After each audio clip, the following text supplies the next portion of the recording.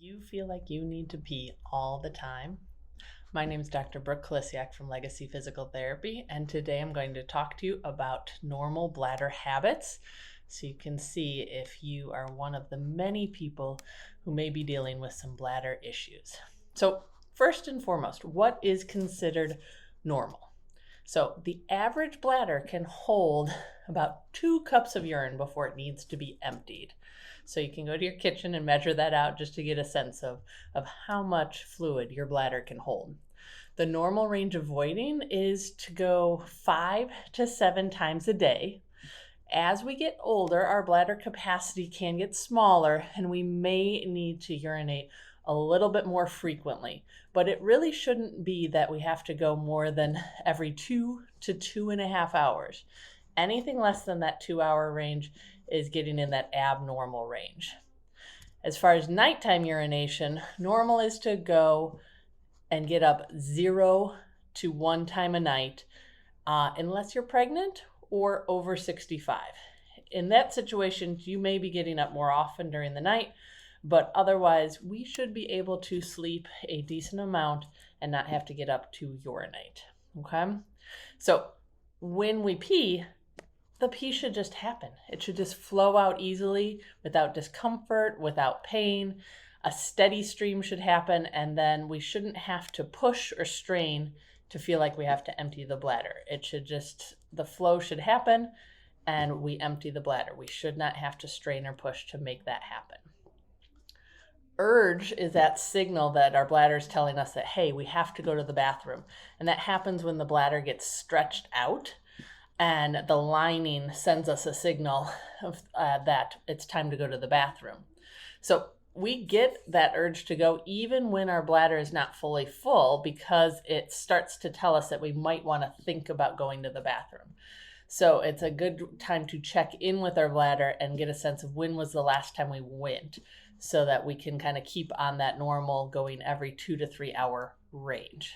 If you feel like you are peeing all the time, there are some good bladder habits that you can do to help eliminate some of that frequent peeing. So, first tip is to take your time when you are emptying your bladder. Don't strain, don't push to empty your bladder. Sit down, relax, take several deep breaths so that you are fully relaxed on the toilet and you're letting that stream happen. Even better, use something called a squatty potty to get your knees up above your hips so that it opens up the flow a little bit more. Secondly, when you get those urges to go, where you're waiting and you're ignoring it and you ignore the urge again and you ignore the urge again, that can be more convenient in your day, but it can be unhealthy for your bladder. So when you get the urge to go, check in with your bladder and see when's the last time you went. And if it's been under 2 hours or so, yeah, you can probably wait a little bit.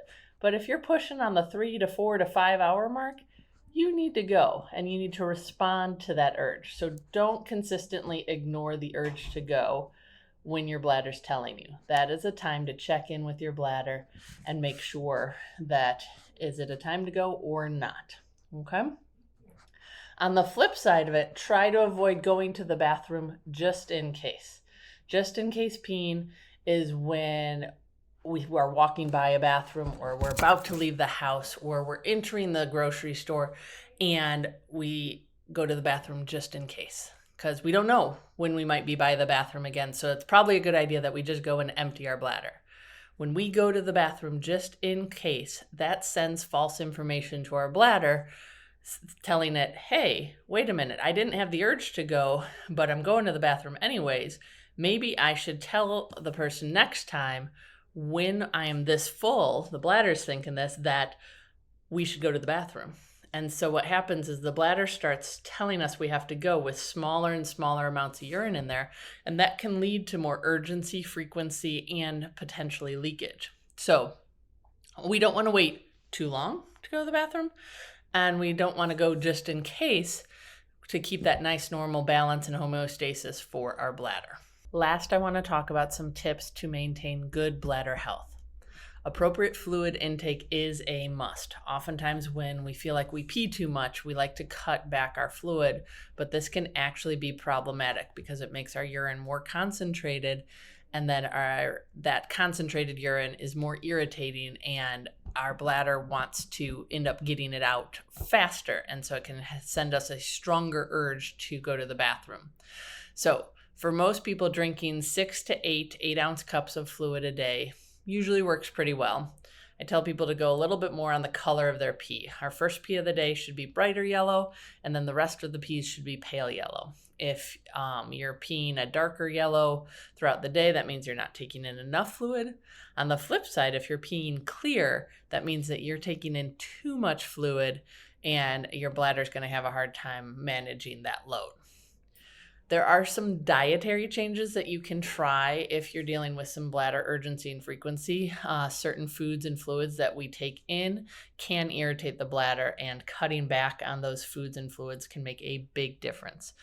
The biggie is caffeine. So in the form of coffee, cola, pop, chocolate, or tea, that one is for many people a significant bladder irritant.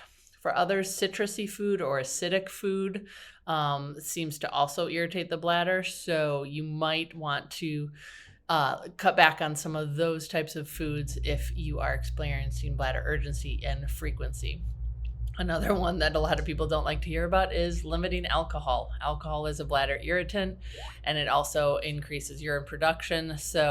And it makes the brain a little fuzzy and a little difficult for it to coordinate together bladder control. So if you're dealing with frequency, and that laying off the alcohol can be a big help. Last tip I have for maintaining good bladder health is to avoid constipation and straining. When we are constipated and we have all of this poop backed up in the system, it's literally sitting right behind the bladder there, and it can put pressure on it, and that can irritate the bladder. Think of it as like the little sibling saying, I'm not touching you, I'm not touching you, and it keeps irritating the bladder that way because the rectum has too much poop in it, and it's pushing and irritating the bladder because there's just not a lot of space down there in the pelvis. So we want to make sure that we're having nice normal bowel movements so that we eliminate some of that irritation on the bladder. And we want to avoid that straining, that pushing down really hard, because that also strains on the bladder system as well. So we want to make sure that we're having nice soft poops. This is again where what we eat makes a difference, as well as getting our positioning right, where we get our knees up on above our hips. So using a stool is often helpful to make sure that we're not constipated and having nice bowel movements. So there you have it. We talked about reasons why you might be feeling like you need to pee a lot and what you can do about it, what's normal, what are some good bladder habits to have, and what are some tips to help maintain good bladder health. Hope you found this helpful.